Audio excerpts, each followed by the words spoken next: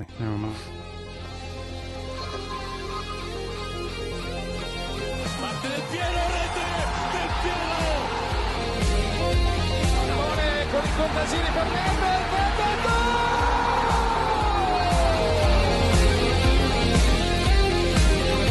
Conclusione in rete! Andrea Pirlo! Un gol pazzesco! Del Piero! No! Alex! Del Piero! Palla di Pogacar, Pogba! Rete! Un gol incredibile! Pogba fa esplodere lo Juventus Stadio!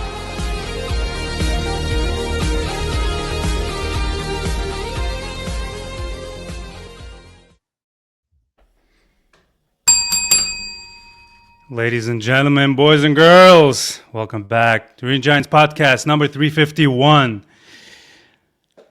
I'm Farhad. I'm the host that loves you most.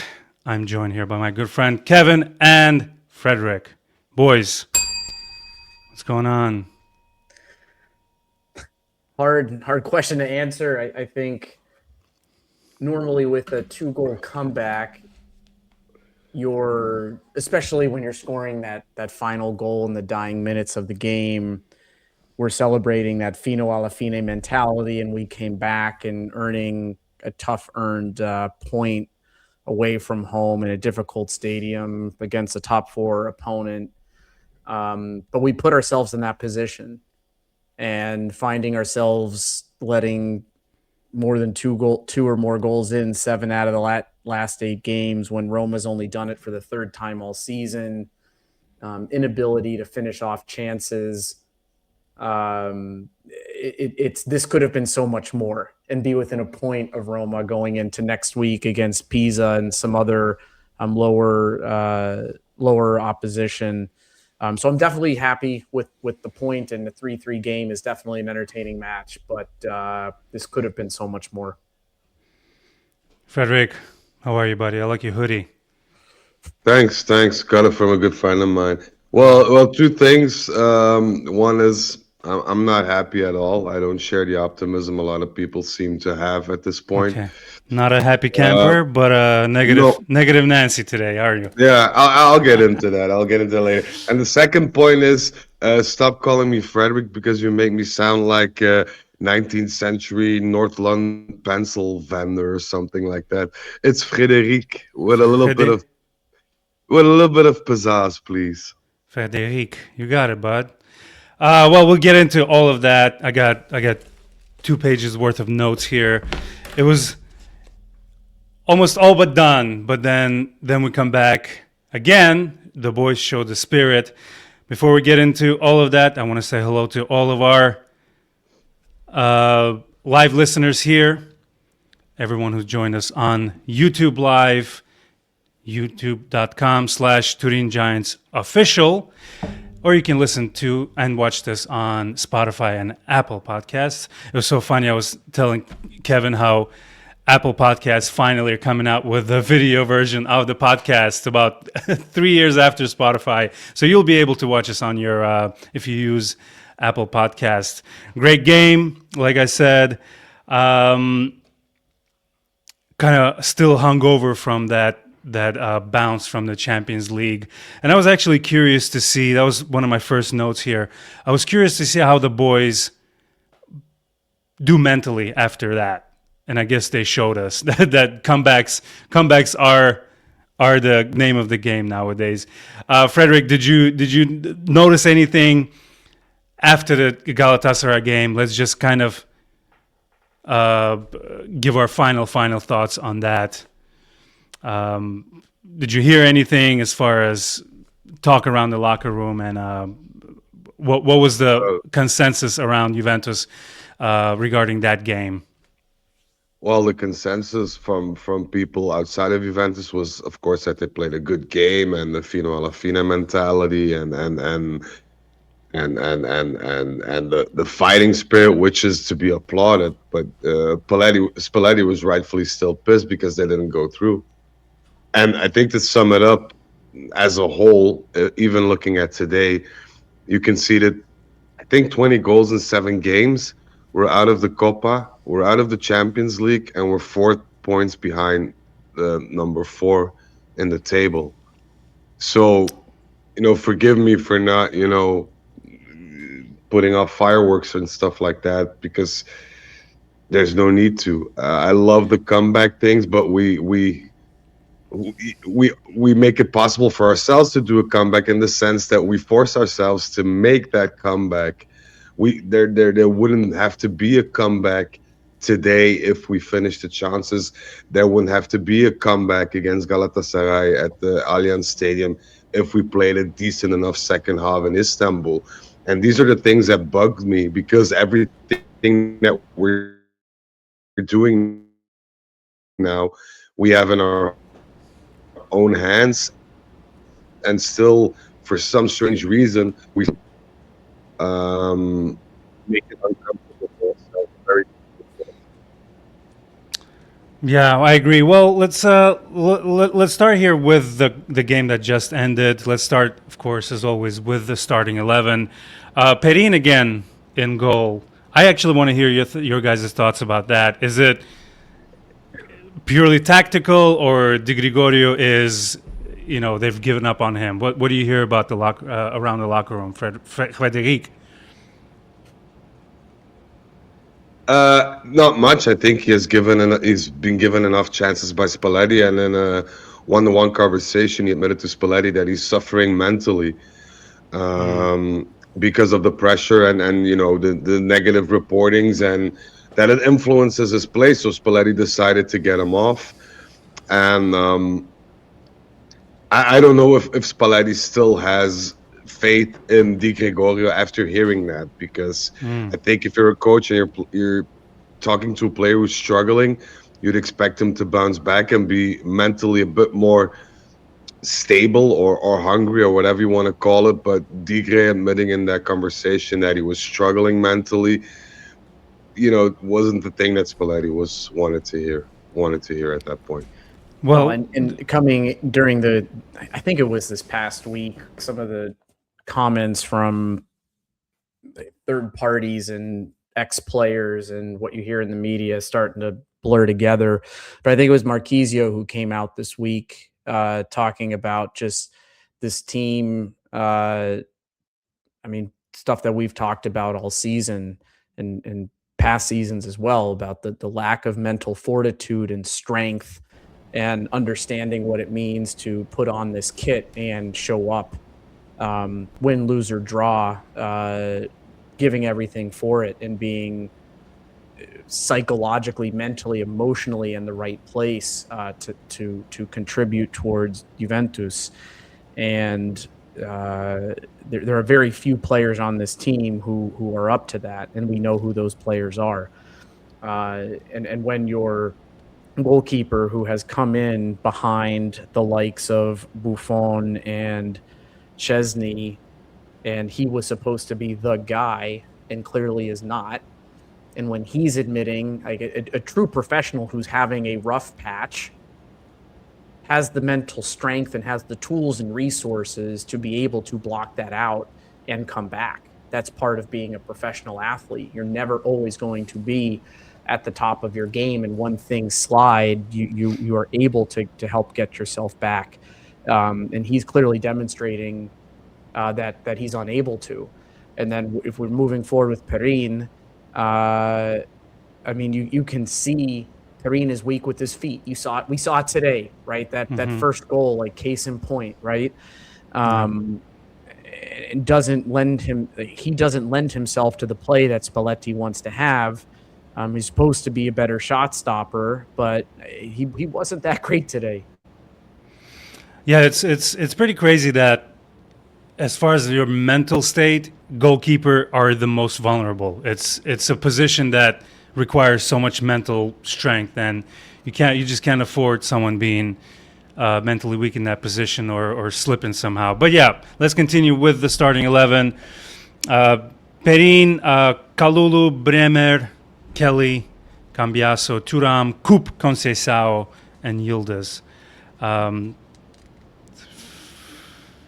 Pretty strong starting 11, wouldn't you say? I mean, in context of this team, sure. I mean, if what we're dealing with, it's hard to, with Locatelli not No being Locatelli for available. sure. This is probably, like, air quotes, right? Like the strongest starting 11 that we have. Yeah, Even though we know that it's full of holes. without Loca, we saw him sitting next to Chiellini there. I didn't know who the third person was, but yeah, Locatelli was at the stadium. Great atmosphere. I always enjoy watching Roma home games. The atmosphere is just electric. The special. Yeah, Kevin, you mentioned in our. I'm going to refer back to our WhatsApp chat a lot, and you mentioned that this is a big game for Yildiz. What did you think? How did you think he did it after all? It wasn't a good game from him. Slipping and sliding all over the place. Again, that's the Stadio Olimpico pitch for you. The ACL taker. ACLs. Yeah. I mean, where Chiesa was, his career took a turn for the worst.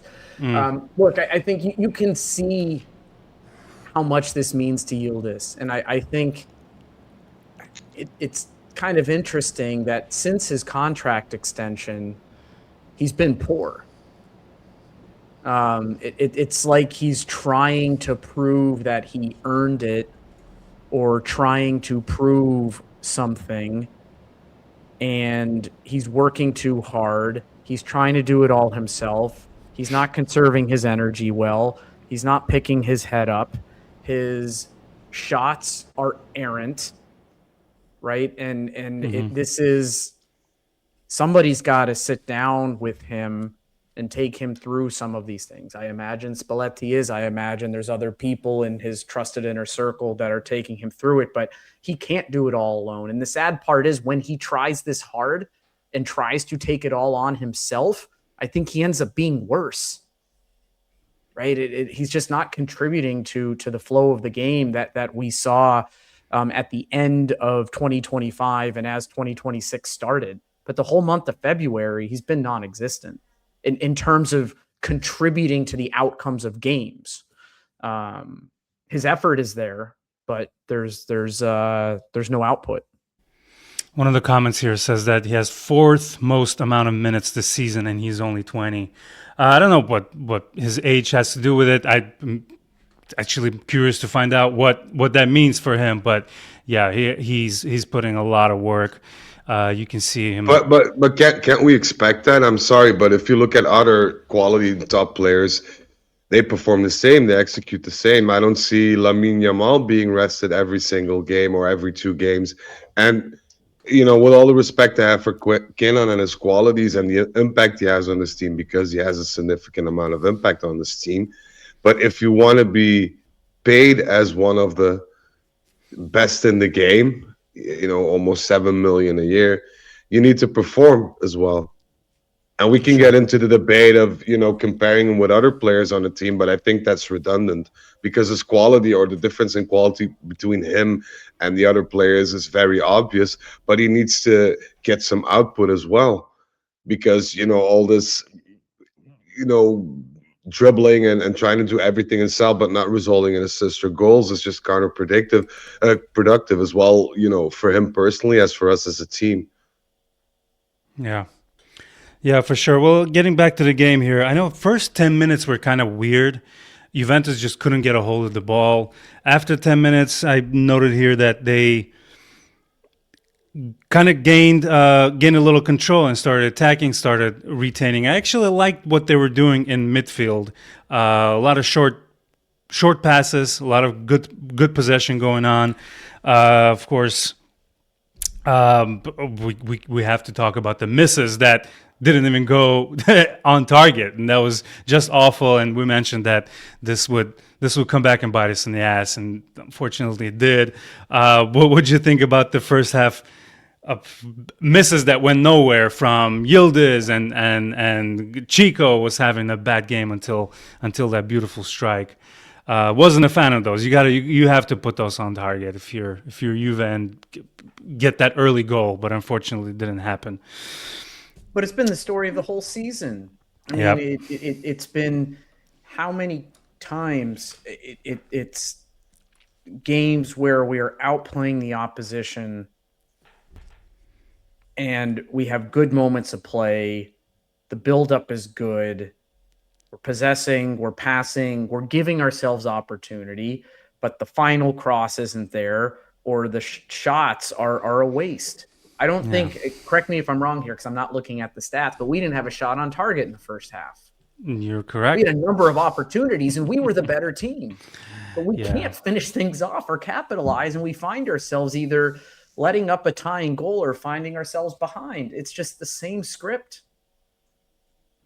But thankfully, we're not talking about a loss today. We're this close. By the way, I know there's a couple of things I wanted to mention before we move on. Forgive my background. New studio, getting it situated, and soon there'll be a sweet little background. But for now, you have to. I got 2 scarves and a flag for the Juventus Chicago fan club here, and I don't know if you guys want to get into it. Maybe a couple of thoughts on your favorite Juventus Roma memory, kind of historical perspective. Real quickly, Frederic. You've been a fan for a long time. There must have been a couple of great moments that you remember from this great rivalry. There were a couple, but the one that's closest to me in terms of memory was in September of 2012, I think. I went to watch live at the former Juventus Stadium, now Allianz Stadium. And I think we won 4-1 with goals by Pirlo, Matri. I think even Vidal. The pink jerseys, right? Sure. Was that the 4? No. Was that the 4-0 game? No, 4-1. 4-1. I think Osvaldo scored as well. Okay. It wasn't the one where Vidal scored like 2 goals in like the first 10 No. minutes. That was wasn't it Lichtsteiner with the 4 fingers? Honest to God, I can't remember. I just know about, the Pirlo goal because that stuck with me. I know that Marquisio played a hell of a game as well. But it was just, I think it was also one of my first sessions at the Allianz, at the Juventus Stadium. And it was just electric. And there you could see or could feel the team that Juventus was becoming at that time, because we were not only dominant in all areas of the pitch, but we also had that output. We were very dangerous.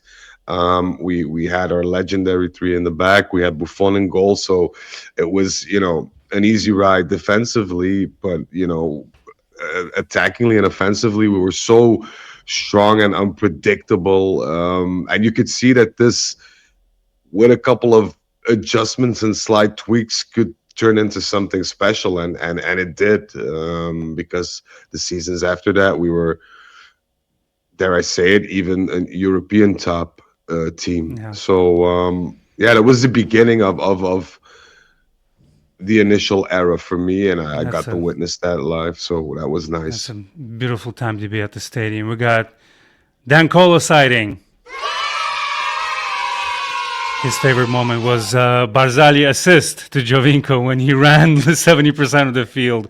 Oh, yeah, that was magnificent. That was beautiful. Kevin, real quick, what's your favorite memory? Yeah, so mine's a slightly different answer, and we referenced the game already when Chiesa, unfortunately, when he ruptured his knee and saw that season. That's your favorite memory? Well, because it's emotional. So that was January 9th, 2022. Because that was the day my wife and I arrived in Turin when we moved there for a couple of years. So we arrived there on that day, and that game was that evening, and we had just gotten situated in an Airbnb because we were living in a temporary place before we moved something more permanent.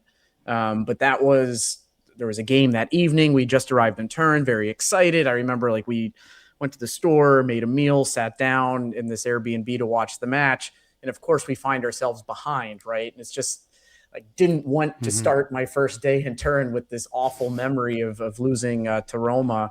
But that was the 4-3 comeback, right? The Pazzesca comeback with the De Sciglio goal, right? That's So right. That's right. that was such an awesome game in itself. But obviously, the Chiesa injury, it'd be very interesting to see the type of player he'd be today if that had never happened. But that memory was personal and emotional for me, and it was quite a game. So yeah, Well done. that's my Well answer. done. Well, Mohammed here in the comments, he mirrors my favorite moment. The Osvaldo, the 102 points, the historic goal against his old team, and he celebrated like crazy. And one of my favorite memories. Also, Del Piero scored a beautiful Del Piero's Zona Del Piero goal against Roma. But let's get back to the game here.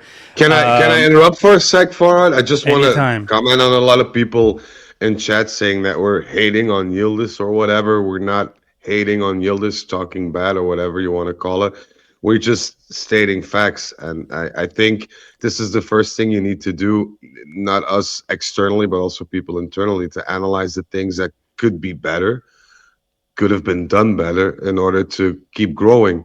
And I think this is a perfect moment for Yildiz to reflect on that and take some advice of, players who've been in the same situation, or even coaches that have seen a lot of people with a lot of talent progress in such a manner, and take that on the chin. And this is not me, going around Twitter yelling Yildiz out hashtag or whatever. Yeah. I just want to make sure that but we're very critical on other players, and rightfully so. I don't think because Yildiz is young or he played minutes or he's whatever that we should spare him in that way. I think criticism needs to be constructive, not as harsh as sometimes we as supporters tend to do, because that's just emotion stalking. But we need to be transparent in that matter and see what can be improved, especially when we're trying to change or alter something long term for Juventus as a team. So I just want to put that into place, because our comments are getting a bit pulled out of context, I feel. Yeah. No, thanks for clarifying that, Frederic. And just one more thing to add to that. Like it's not lost upon us, the situation that Yildiz finds himself in, right? The team that he finds himself in, and the players that surround him. He has useless center forward strike partners and a midfield that, aside from Locatelli, doesn't support and doesn't show up. And we've seen the error-prone Cambiaso all season partnering him on the left side, who doesn't offer much defensively. And Yildiz takes it upon himself, and I commend him for it, and his defensive work ethic and the effort that he puts in. But he tires himself out, right? And it's almost like he's trying to do too much. And with the team that he's in and the situation he's in, and this period that Juve is going through, and probably the pressure for a 20-year-old signing this big contract, supposed to be the future star of this club, and all the comparisons to Del Piero and so on and so forth. The fact of the matter is he's not contributing to goals. He's not scoring goals. He's not getting assists, despite the effort and the talent that he is showing, but it's not contributing to the outcome. Like, that is just a fact. That's none of us stating or speaking poorly about the player's skills, his potential, and his future. But it's just over these last 5 or 6 weeks, he's not having the impact on the scoreline right now. Yeah. No, I mean, how can anyone think we are bad-mouthing a player, especially a player like Yildiz? But it needs to be said, we are professionals over here. How dare you? We are analysts that pick apart every player. No one is safe on the Turin Giants podcast. But let's move on with the game here. I wanted to shout out our friend Zach. Somebody was asking how he's doing. Zach is fine, just a little busy. Representing that H-Town. I want to read a message from him that came on our Turin Giants WhatsApp thread. The lack of polish is annoying. To be outplaying Roma in Rome and have literally nothing to show for it, is annoying. Basically, he was saying that first half was very frustrating. Your overall thoughts on the first half, which was, aside from the goal, aside from a couple of couple of good saves from Perine, and I think one of them was his fault, and he saved that saved that moment of embarrassing. Aside from that, there was nothing to show for it. Just like Zach said. What did you guys think of the first half? Any thoughts? I think I'd categorize it. Like I'll just give 3 quick thoughts, and then I'll let Frederic either build upon those or offer other ones. Again, poor finishing, right? We've talked about this. We've mentioned it already, but poor finishing, inability to finish off periods of positive play. 2, poor collaboration, interplay from the midfield. Koopmeiners and Thuram were not playing well together. I think individually they were doing half decent when they had the ball and were doing something, but the contribution and the interplay between the two of them was quite poor, which became a problem definitely in the second half. The midfield was pretty much non-existent. And the third thing I'll state is just David is invisible. It's like playing with 10 men at times when he's on the field. I'll just leave it at that. Those are my 3 takeaways from the first half. Yeah, I wanted to take a minute to talk about David because we're talking about bad-mouthing players. Well, here I go. No, I mean, David is an evolution in every sense of the word, and having that position as having that number 9 position and not making any progress throughout the season, even with the whole Spalletti effect. I think that that says enough. That says it all, really. And we were questioning the David signing as well as the Openda signing because, well, we didn't really know what he was going to add to the team, but we gave him the benefit of the doubt, especially due to what he performed or how he performed in the past with the other teams. But you could definitely feel that he's not adding anything onto this team. And a lot of people say, yeah, but he keeps the ball with him and he makes the midfield pull up and stuff like that, which is true. But in the end, you're paying nearly 7 million euros a year for a striker that doesn't score, doesn't hand out assists. So I don't know. Yeah. Should he play with another striker alongside him? That could be a possibility, but then you're stuck with Yildiz that you can't change in this team. So I don't see a solution for the David problem in that way. I think the only solution for us as a team is maybe sell him in the summer and get somebody in who could perform better in this team or who is capable of adapting to the way this team plays and be of more importance. But for David, I have no hope for him in this team. No. Yeah, well, I wanted to mention, just because of his username, Lift Heavy Eat Cows says, David is an MLS caliber striker. I called it as soon as he was mentioned as a possibility. Basically get rid of him. I'm not going to read the rest of the comment, but yeah, it's a frustrating player to say the least. He's kind of even I don't know. I feel like as a player, you need to show a little emotion. You need to be out there and fighting and show it on your face. But David, even looking at him, he's just very, very quiet, very vanilla. Very, yeah, sadly. Yeah, like bland. Here's an idea. Somebody mentioned playing Gatti instead of David. Even Arzak said that. I would. I mean, especially in the second half, too, when players are tired and he just can come in like a battering ram. Like, he doesn't have the defensive qualities that we would expect in a top-tier Juve back line. But, man, does Gatti have talent. Does Gatti have heart? Yeah.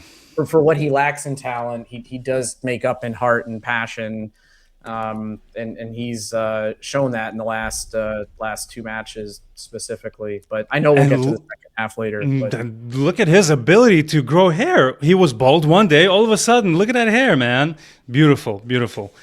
Yeah, we'll talk about. Somebody called him Gattistuta, and I love that so much, Gattistuta. But let's get to the second half. No subs, as far as I know.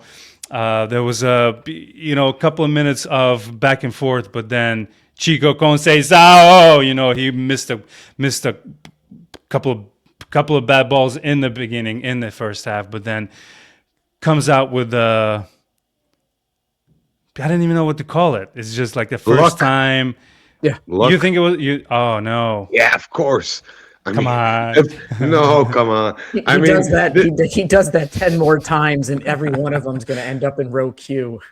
Yeah, we have to be honest here. Like, I love the goal. Like, technically, it was sublime. Timing was, Brilliant. the pace, the weight, the timing. It was all, fantastic. The way it landed in the back of the net. But let him try that another 100 times, and 99 out of 100 he won't score. So in that respect, it was a bit of luck, and I don't blame him for that. I don't hate him for that. What I do not like about him is the inability to be consistent with the easier balls, because now we're cheering and wow, what a goal. And it has to be said, it was a technically sublime goal, but you keep losing points due to players like Chico, who are inconsistent, who can't seem to finish off the more easier chances that we create, or don't seem to manifest themselves in terms of, handing out assists, which is, in my opinion, a winger's, especially an offensive winger, is number one priority, or the thing that we, judge him upon.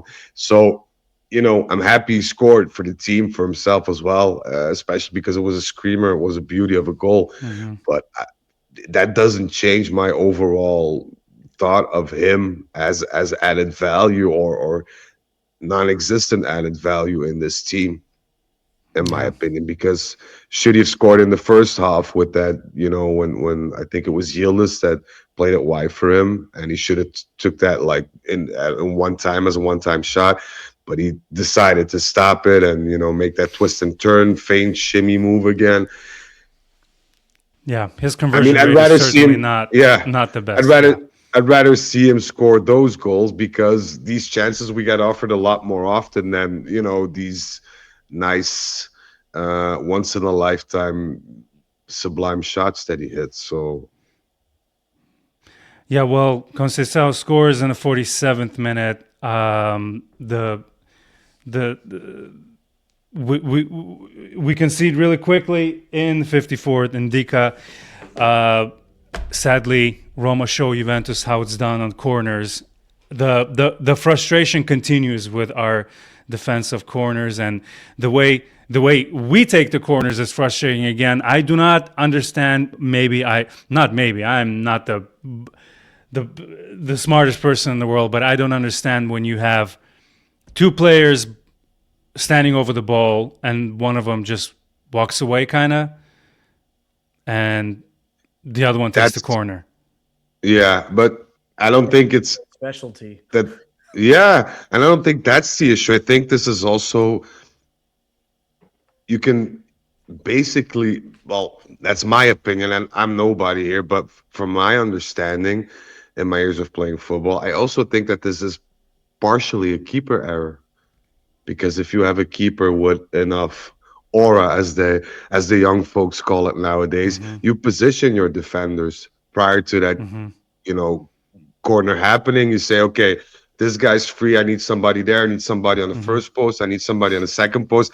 And you listen to that keeper, but you don't see Digre or Perine communicate that well. I remember back in the Gigi days, and I don't mean to compare the keepers, but Gigi used to literally pull out somebody and put him next to the opponent, using his hands, if they weren't listening. So that's what you need to do as a keeper. You need to set your defense, because you have the overall view of everything that's going on. You need to make sure that everybody's positioned right, and then don't mean to say that the defenders are not at foul here, because this was a horrible mistake by Cambiaso once again, because if I'm not mistaken, he was marking Indica in that corner, and Indica had time to make a cappuccino while that corner was happening. So, but Actually, it's Cambiaso and Coop both were just standing around. He not only went around one player, Ndika kind of went around two of our players and was able to score because Coop was caught sleeping as well.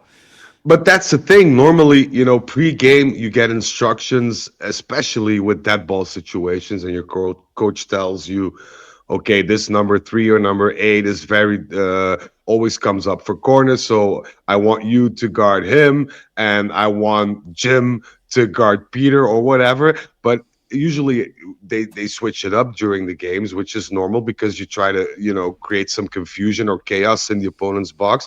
And then it's up to the keeper to say, look, I have this view right here in front of me. I can see that Peter is not guarding the number 8 and Jeff is letting number 3 get 3 meters behind him, or so that's where it all starts. And then if you make that error, okay, it can happen, but it's still primarily first the keeper who needs to respond and set up his defense, and then the defenders to act accordingly. And both things didn't happen, and that's why I think we concede that many goals on that ball situations, unfortunately, or a lot of goals as a whole. But Frederic, we've all been talking about it, but you've been a huge voice of what I'm about to say consistently throughout the season around just the lack of quality across the team. Now, that doesn't just mean lack of skill, right? Lack of footballing talent and the ability to finish or beat an opponent or defend the ball in the appropriate way. It's also in quality of thought process and thinking and the football mind and instinct oftentimes, because if you are spending time thinking, you're probably a half a step behind.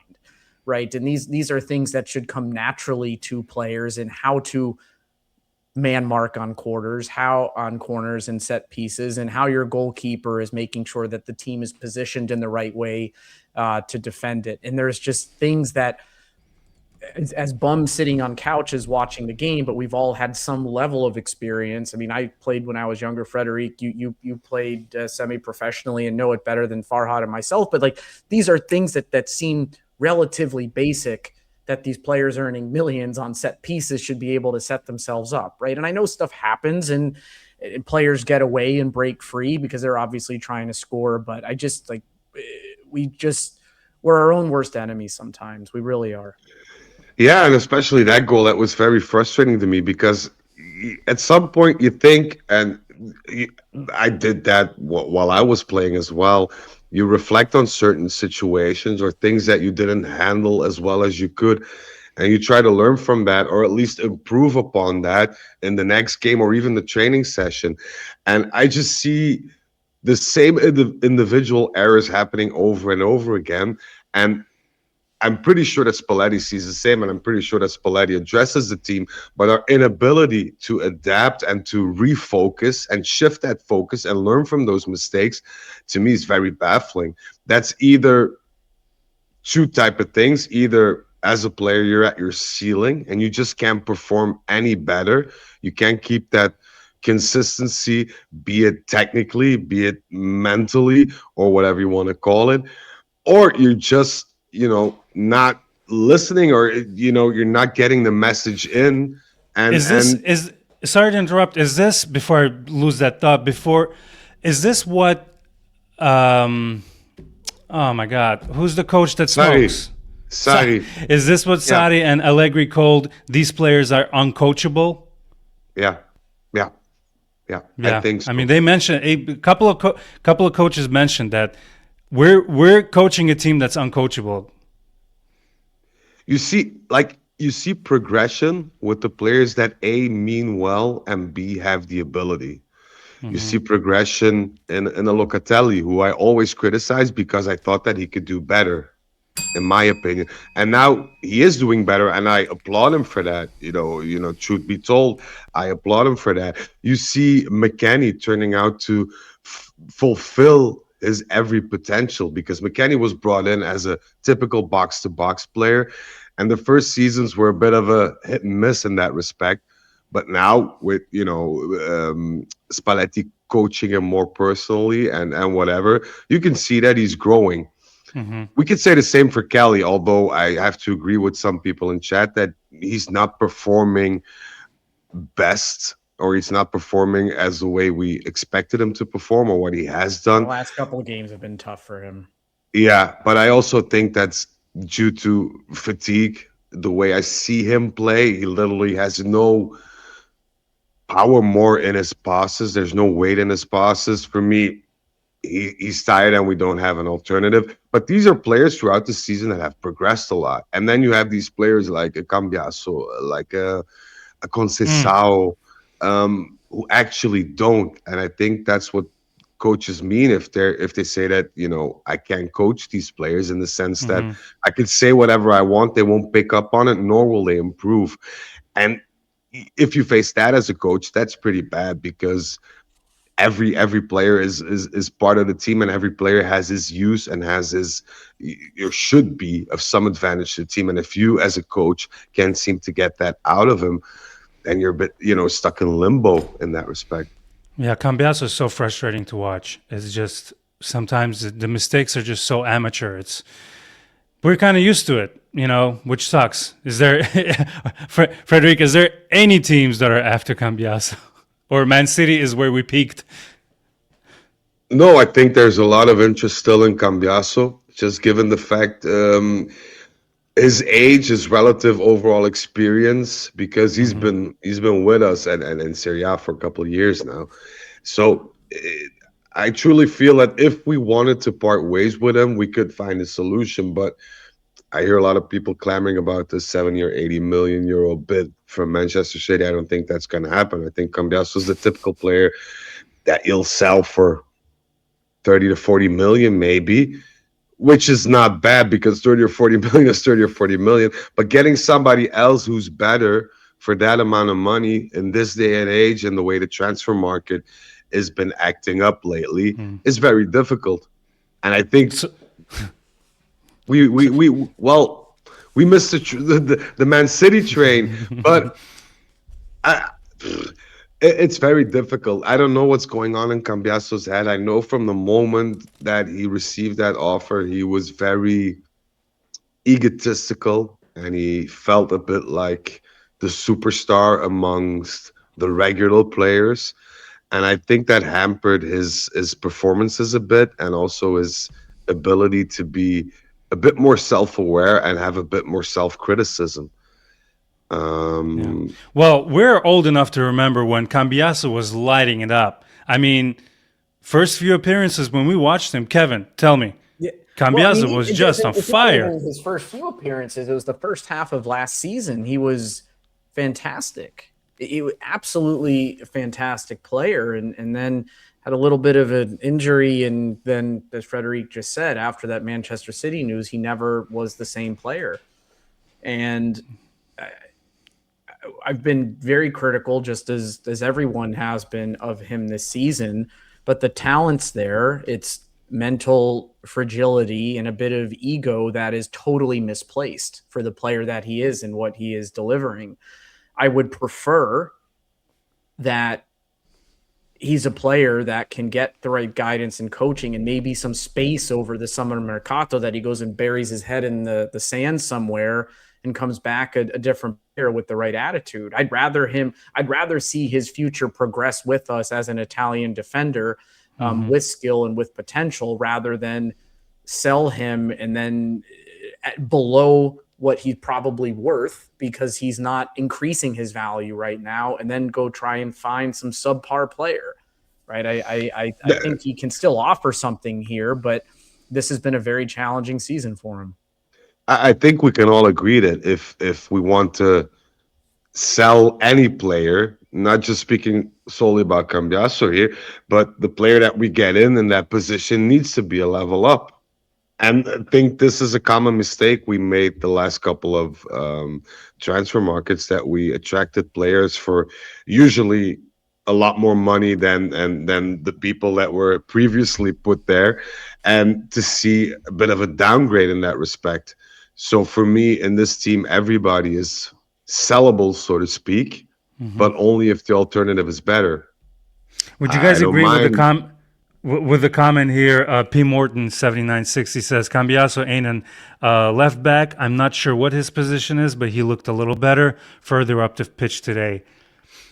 I think he's performed well, and this is maybe not the best example because the Italian national team is no they're no world beaters right now, given their situation of not that's no barometer being on the outside looking in for the World Cup right now. But he has performed well in the qualifiers that I saw when he's on the right side and further up the pitch.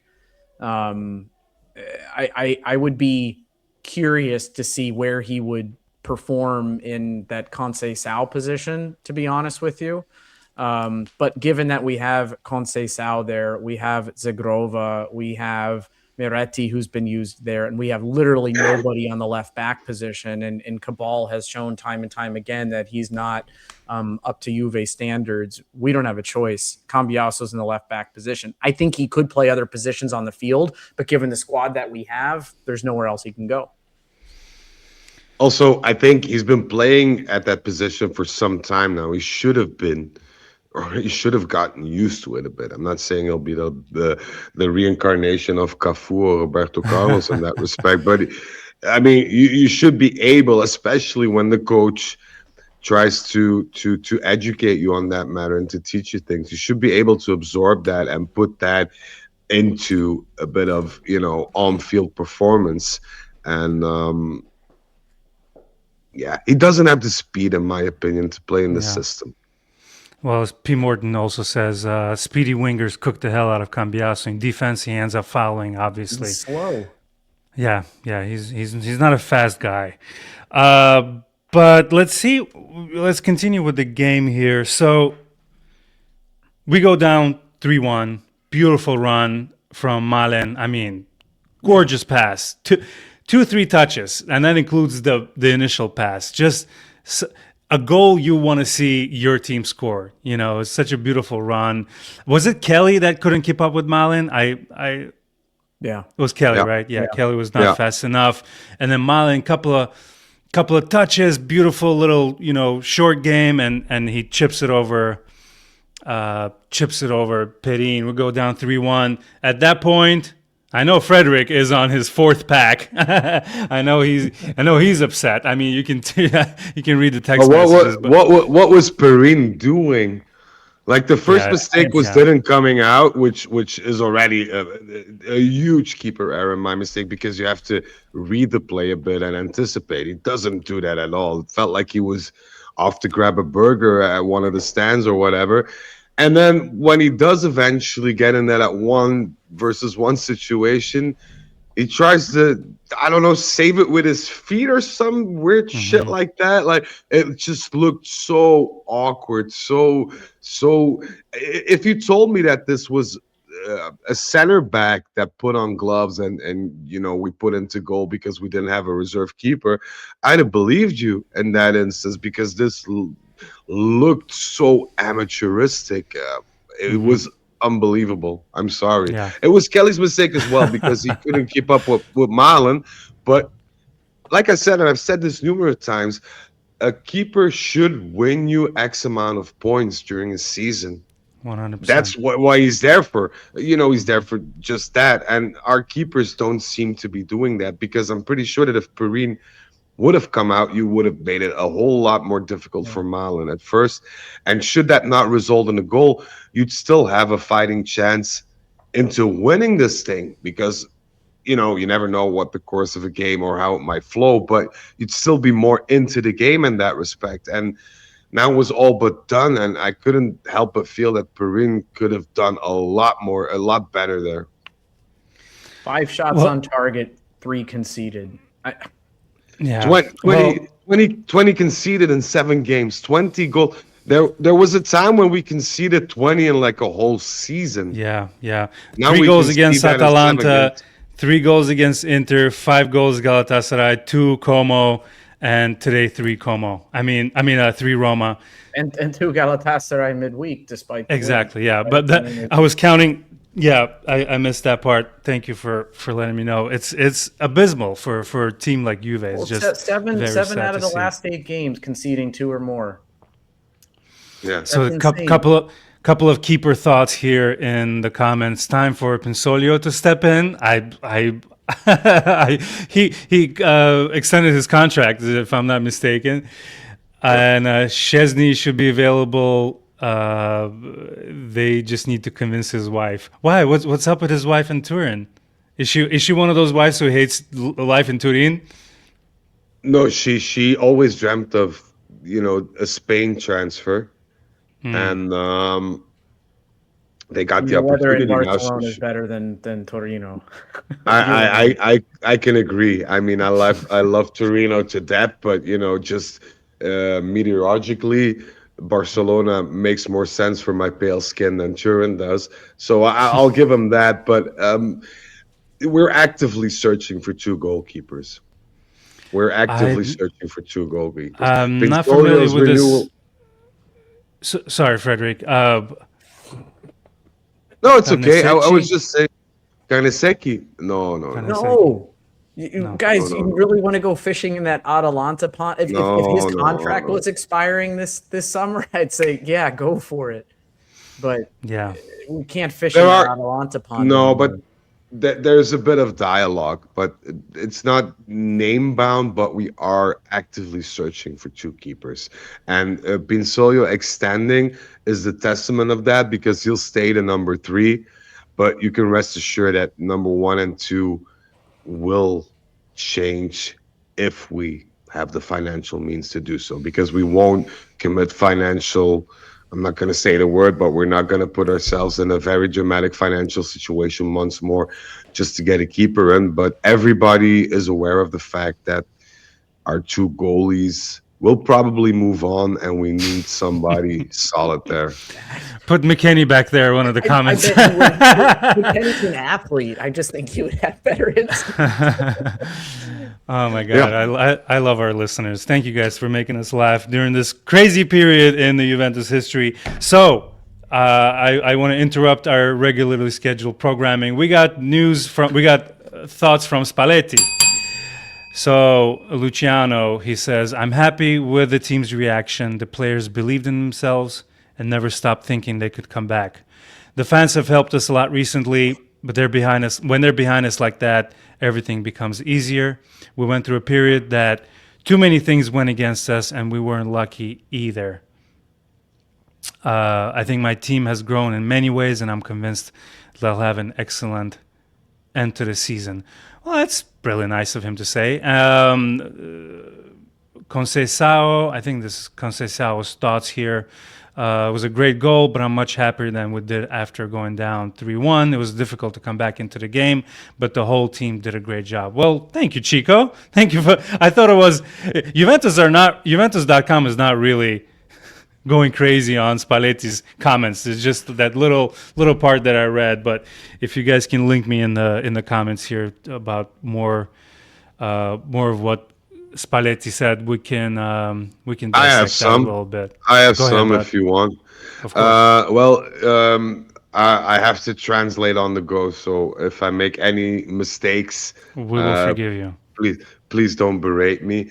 The first question is how was the team spirit in the dressing room, and it was okay, he said, because we deserved the draw, but we should have gotten a whole lot more, and we should have worked to get a whole lot more. Um, Concerning the aspect of willpower and mentality, I give the players 10 out of 10. But if you look at the quality aspect, we're still lacking a lot.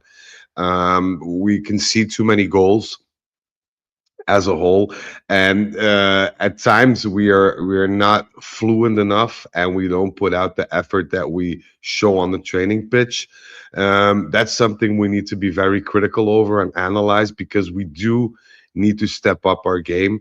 I'm very confident that we'll end the season on a positive note, but we need to start learning from our mistakes and start act accordingly, because we will not be receiving a lot of presents along the way.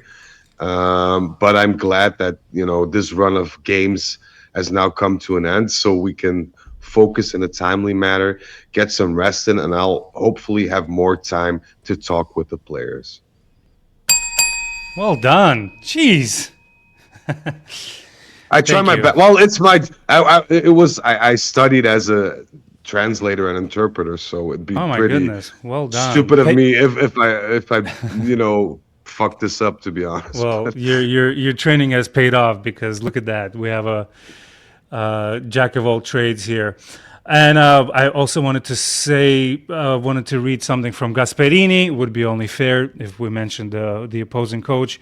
The two goals were very similar. Long balls were sent into the penalty area and were redirected to the far post, where we were very passive.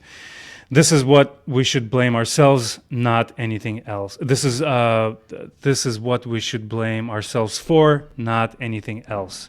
See, Frederic is translating on the spot. I can't even read I can't even read an English English text. But yeah, let's talk about those goals. So, what do you guys think? I love to mention how coaches do as far as substitutions, and I think you guys agree when I say that Spalletti did great as far as subs.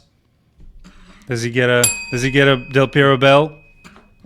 it's not like the man has a lot of choices either. Yeah, Boga for David, Gatti for Bremer, Cambiaso for Openda, Jagrova for Conceição, and Miretti for Thuram.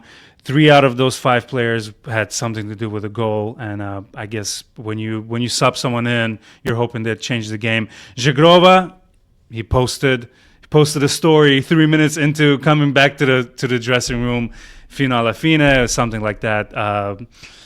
He needed that. You know, we were mentioning in a top of the podcast how we don't want to berate the players. We don't want to make them scapegoats or portray him in a negative light. But he needed those two. He had 2 assists, correct? Yeah. Jagrova did great. Like Gasperini mentioned, you know, he sent those balls into the, or at least contributed to the assist. I don't know if he actually got credit for. I don't know. That's right. Credit, Yield. he It came was off involved. Yildiz, right? Yeah, I think the header came off Yildiz, but the pass, the cross in was off Shagrova, I think. So it was the pre-assist, if we're being technical. But I'm more glad that he got more minutes in, because it'd be easy to criticize him on that missed chance. But he wasn't. He got his minutes in, and that's something he needs, because I think we've been saying this all season. He just doesn't look match fit to us. And only getting minutes and healing from the injury that he has will make him better. So we got those minutes in, and he put in a decent performance. And Spalletti wasn't bothered about the criticism or the big chance that he missed against Galatasaray, and rightfully so, because if you have to criticize players on the pretext that they missed chances, then nobody should have been playing today, because everybody missed against Galatasaray. So. But credit I'm to glad. Zagrova. I mean, like I still made like that miss is an appalling one, and I've joked a couple times that I'll just be seeing that in my nightmares for days, weeks, and months and years. You don't have to see it in nightmares. That miss is popping up all over Instagram for me. I'm seeing fan. Like if that had never happened, that match was still positive for him. He came off and did more than Chico did in that second half against Galatasaray. He was contributing more to the outcomes of plays into the game, and then was able to just kind of forget about all the criticism and came in and played well. And like that's what you want to see from professional players who either are subject to criticism or are going through a period of poor performance, that they're able to pick themselves off, shrug it off, and move on. I think Frederic has been one of the number of reasons that you've been complimentary of Kelly so far this season, because the last part of the second half of last season, after he came in, he was terrible. He was just He was not abysmal. a good defender for our side. But he picked himself up and has had a much, much better season with these last couple of games aside. Yeah. So credit to Zagrova. Yeah, and especially I want to point it out to the players. I've just played semi-professionally, but from my experience, we as supporters we round off the season.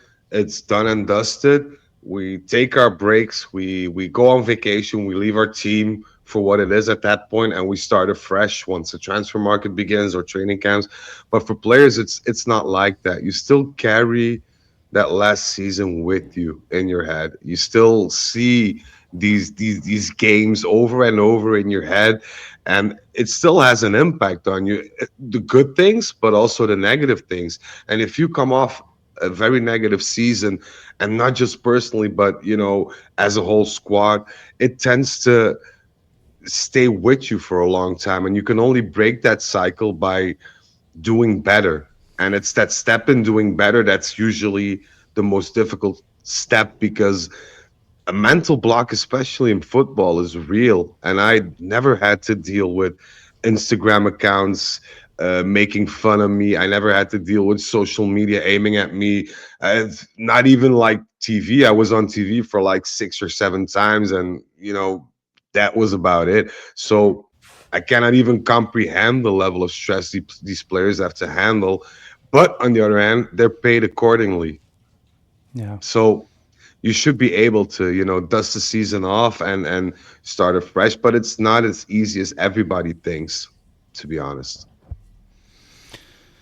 Yeah, well said, well said. And then we get a goal from Boga, kind of half empty net, mistake from But Roma the will be kicking defender. themselves with how they were caught, and like what were they doing defensively? They were caught ball watching with nobody on him, but he took it well. Credit to him.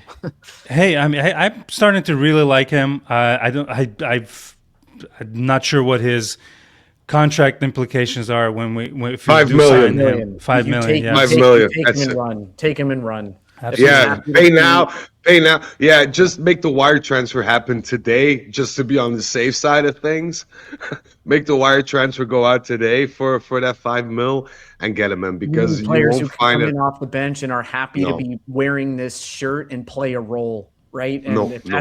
that's what we get from someone like him for 5 million, that's a there's And players, there are teams in the Premier League who pay 30-40 million for bench players. Yeah, If we can get someone yeah. like him for 5, it's a steal. I could even see him if he's fully match fit, because from what I'm hearing, he's just 70% ish. I could see him starting a couple of games, like not the crackers in terms of big games, but this is the type Let me of tell player you, you want to Frederic, play every against. game now is a big game. I'm sorry. This it will be this season. It will be, but for next season, like the Copa games or the games Yeah. against a Salernitana, if everything's going well and the team's in form and whatever, then he's a useful player to have. So for 5 million, I wouldn't hesitate or flinch for 1 second. That's an insane price for 2026. I'm sorry, because I read that in the comments. I'm like, was the person just kidding? Because 5 million just sounds No, ridiculous that's real. nowadays. And the guy who scores and he comes in and he makes impact and more every game. And if you guys were watching the American the Paramount Plus, shocking statistic that he's third most. I don't know how to say that, but Goal out of scoring, all I think. Ivorians, he scored the third most goals, 21 goals in Serie A. Kessie and Gervinho being number 1 and 2.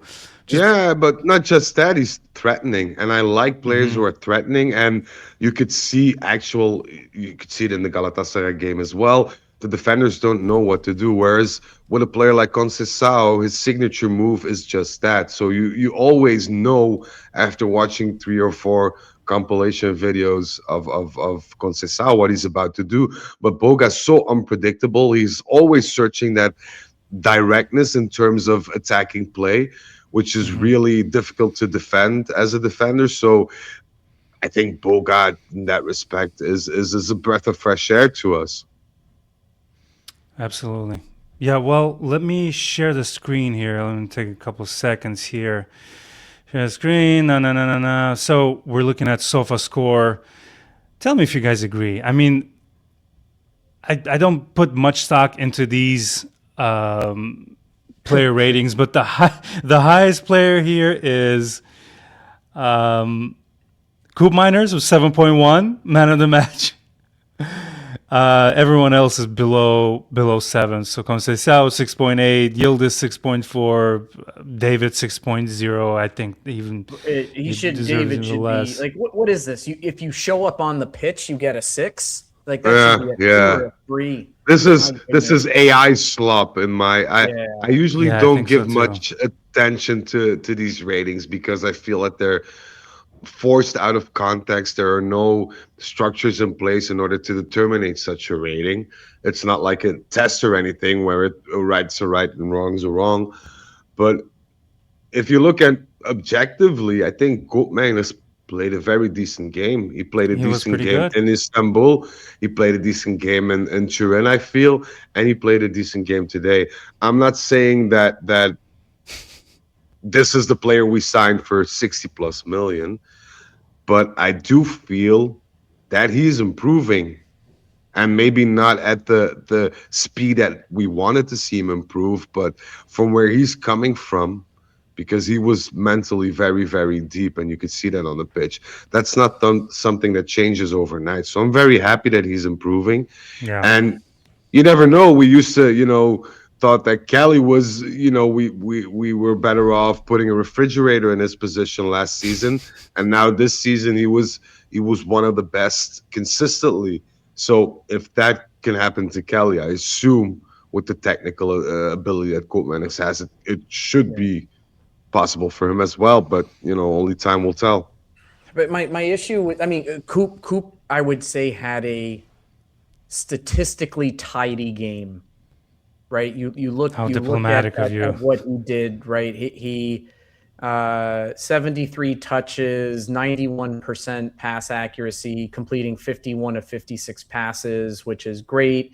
Won 100% of his aerial duels, 3 out of 3, won 3 out of 4 ground duels, a couple of forward passes, but so statistically looks nice, and therefore I think gets that follows through in these rating websites. As you look at a couple other ones, he was rated pretty well too.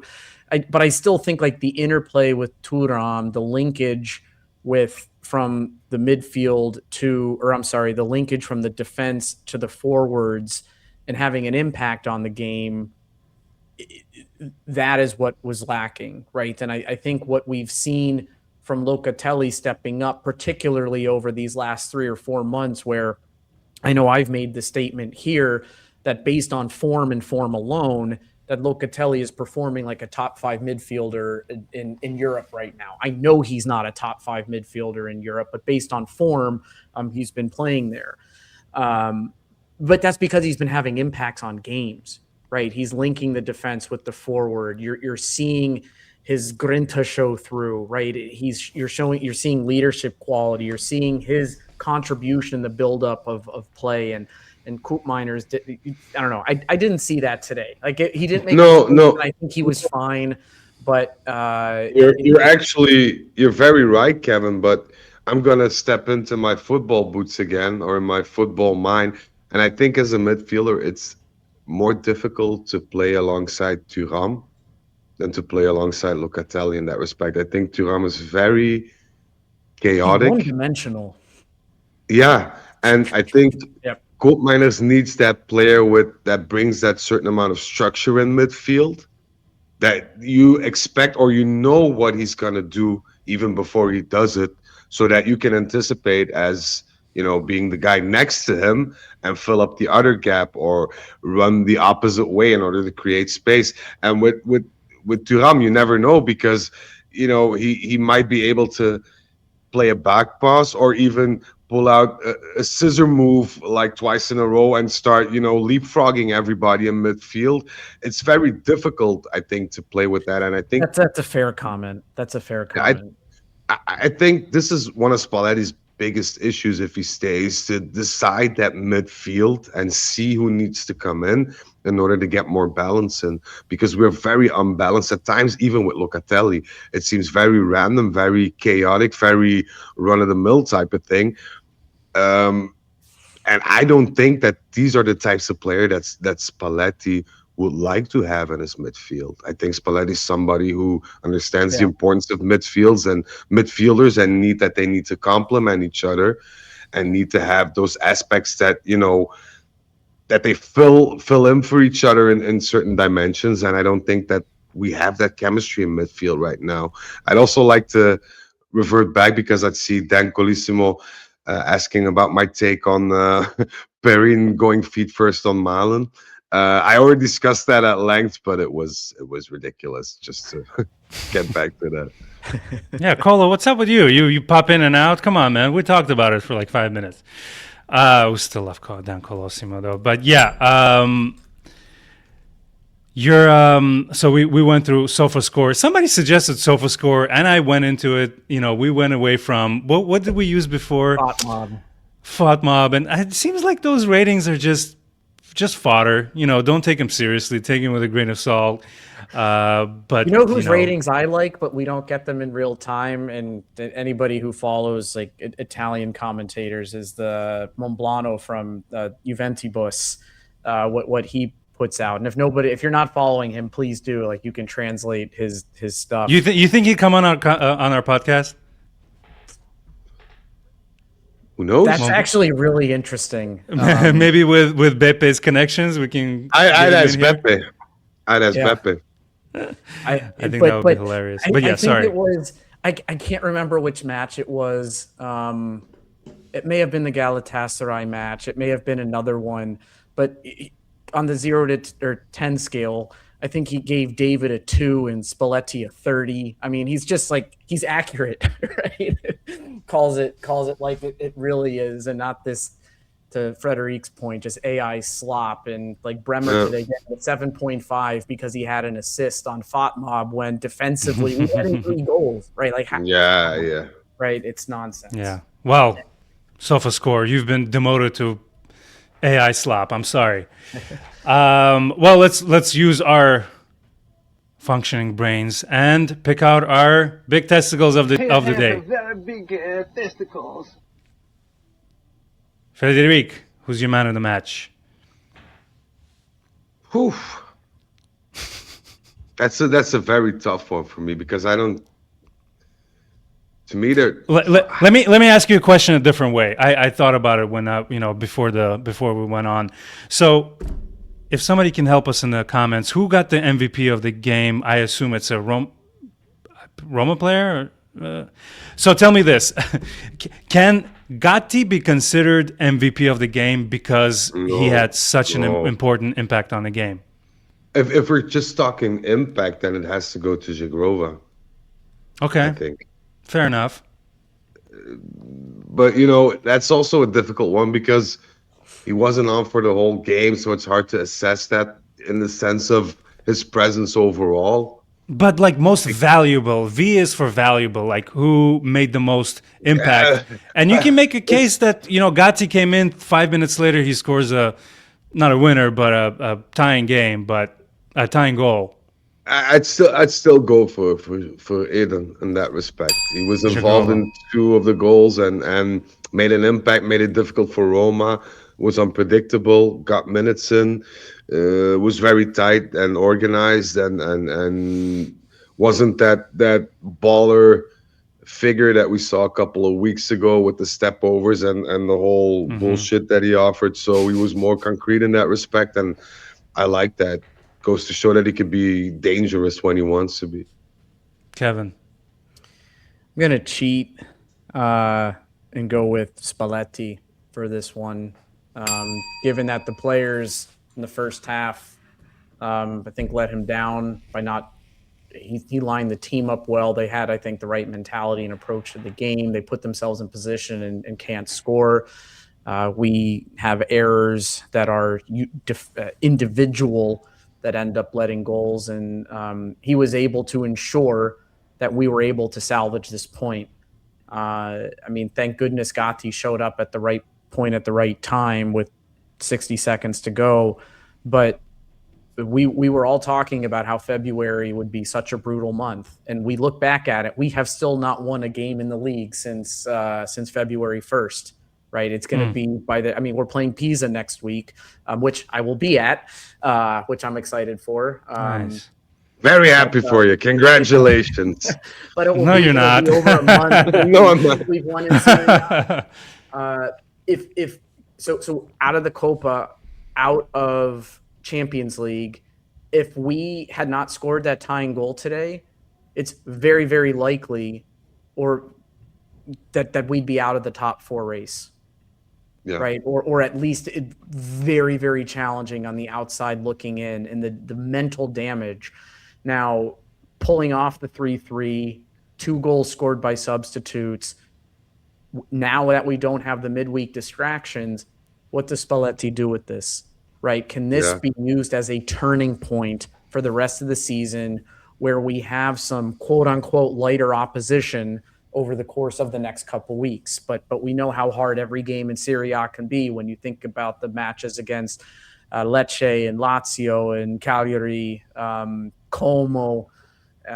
Nothing can be taken for granted. But if we can use this as a turning point and kind of build on that Fino Alla Fine that took us from 3-1 to 3-3 in the dying minutes of the game, how does he harness this? But today, like, he had his imprint on the game. And luckily we're talking about a tie and not a loss, and potentially just the total end of the season in March. Yeah, and truth be told, I could see this Roma side still losing a certain number of points during these last 11 games. The only thing that I fear is, are we going to take advantage of that? Because I'd love to see, you can imagine the scenario, Roma losing to a random opponent, and we have this 3 o'clock game against I don't know, Pisa or the likes of Sassuolo, and we fumble it and get sent back to square one. That would be so Juventus 25-26 for us.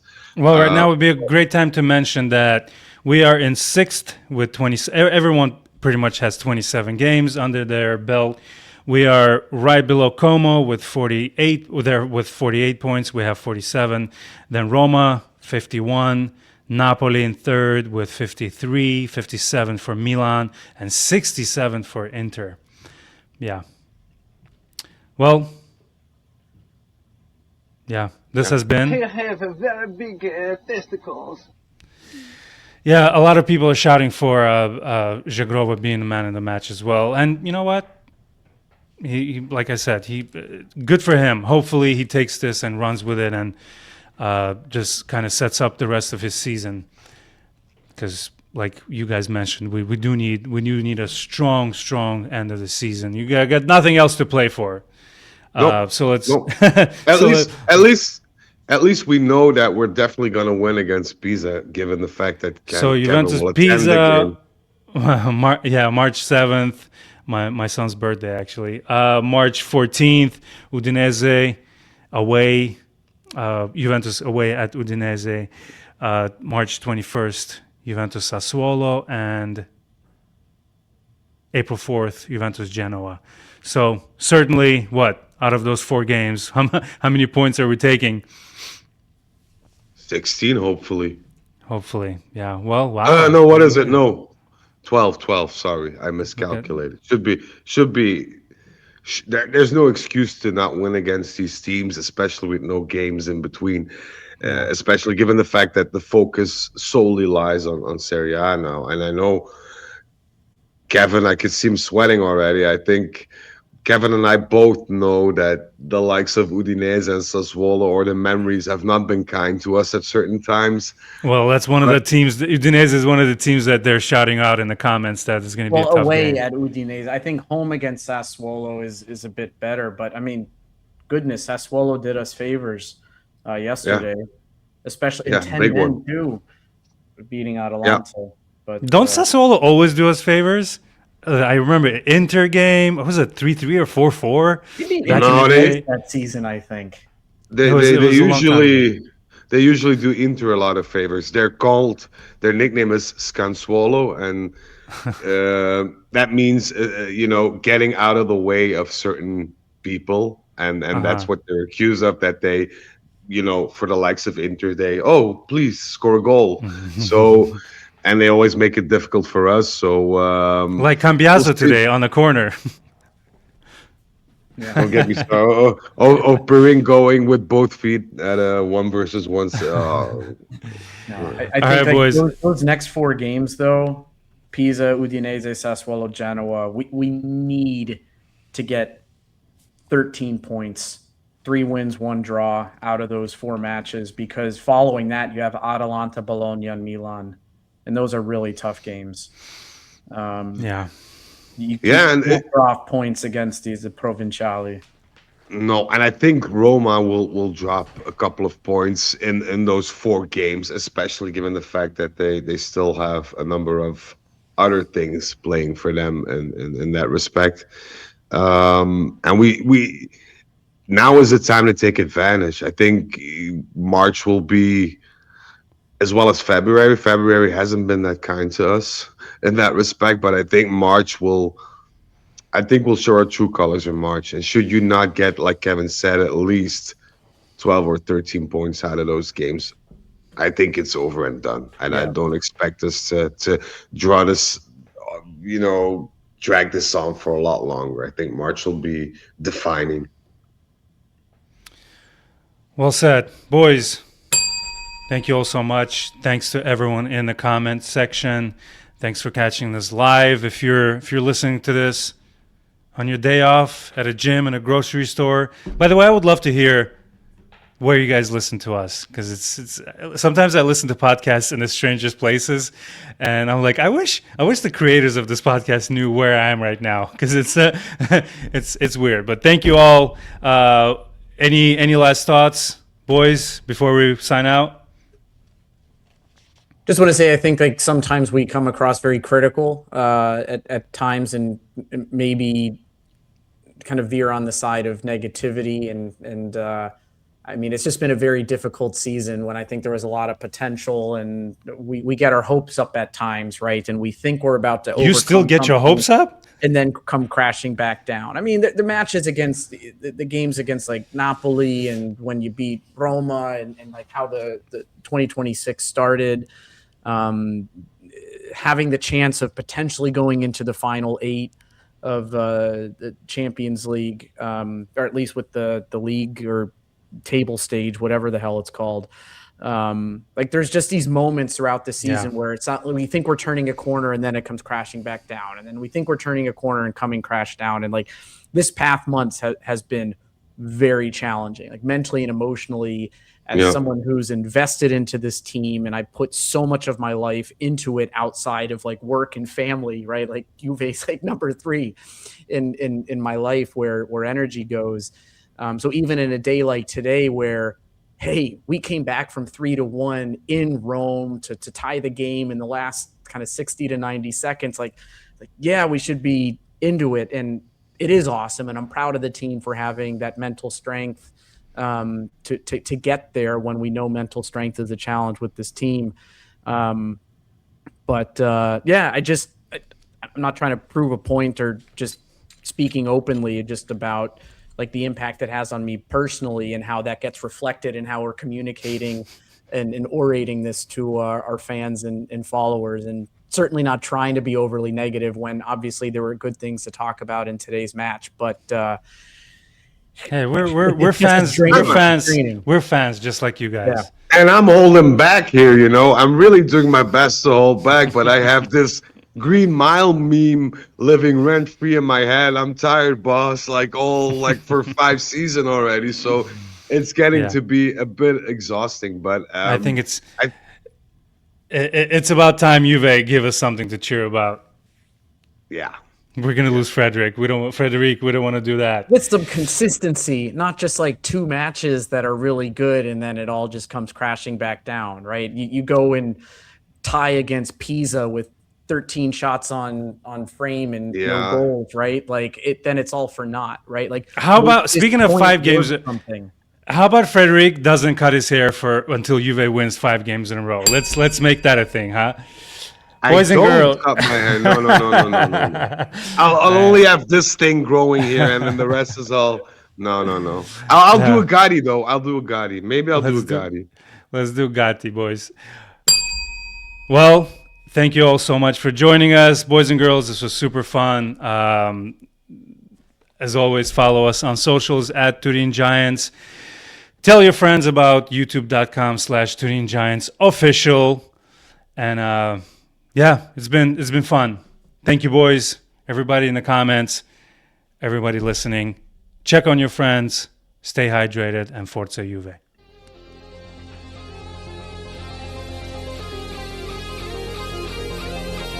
Parte del Piero, rete del Piero. Pallone con i contadini per Nedved,